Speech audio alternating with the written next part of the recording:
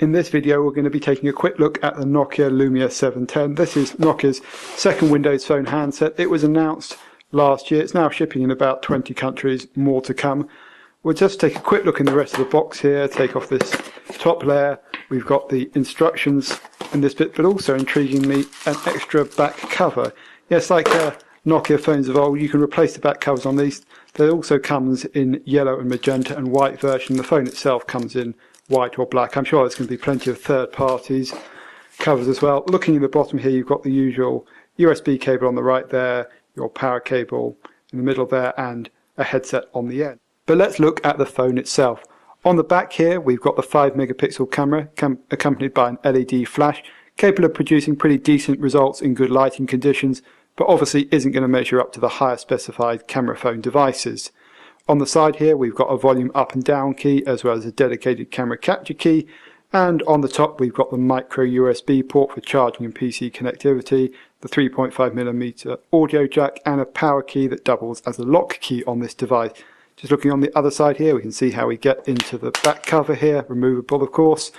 BP3L battery, that's a capacity of 1300 mAh, capable of getting you through a day on standard usage. Yes, it's a standard smartphone charge once a day thing here.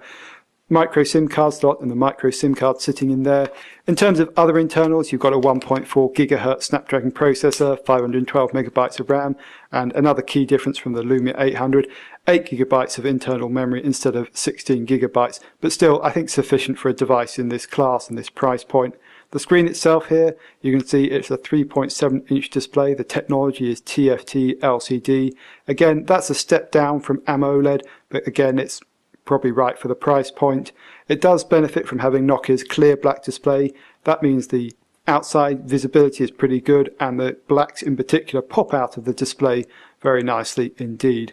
In terms of overall build quality, I actually think the Lumia 710 really stands out for its price point. It feels comfortable in the hand, it fits well, but also it feels very solid, and I've actually managed to drop this phone a couple of times without any ill effects whatsoever.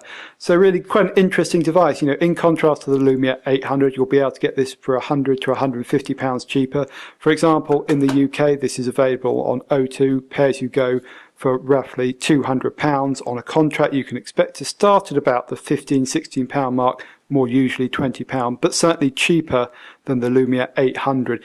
So you're getting pretty much the same device, materials aside, and the camera and the internal memory. So it makes it a very competitive device in my book, and for someone who's looking for a smartphone for the first time, I actually think the Lumia 710 is a very worthy contender indeed. We'll look more at the software and some of the other elements of the device in our full review. You'll be able to find that on allaboutwindowsphone.com. But for now, I hope you've enjoyed this quick look at the Nokia Lumia 710.